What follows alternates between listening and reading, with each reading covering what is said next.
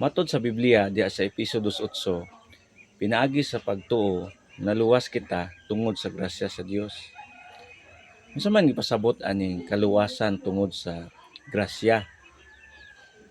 Kining grasya pabor kini nga gihatag sa Dios sa mga dili angayan. Ug kinsa man kining mga dili angayan?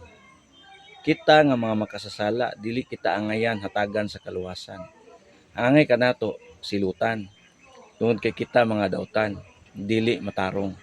Kung ako hatagan sa Dios sa kaluwasan, bisan ako usa ka dautan, kana matawag nga grasya. Nakadawat ko sa kaluwasan bisan dili ako angayan hatagan niini.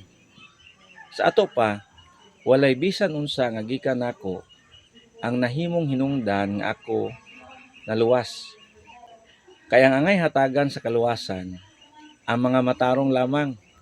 Ug ako nasayod ko nga ako dili matarong atubangan sa Dios. Kay walay matarong atubangan sa Dios. Wala bisan usa. Klaro nga ang kaluwasan dili tungod sa maayong buhat. Kay ang kaluwasan pinasikad man sa grasya. Kay kung ipasikad man kini sa maayong buhat, dili na kini grasya.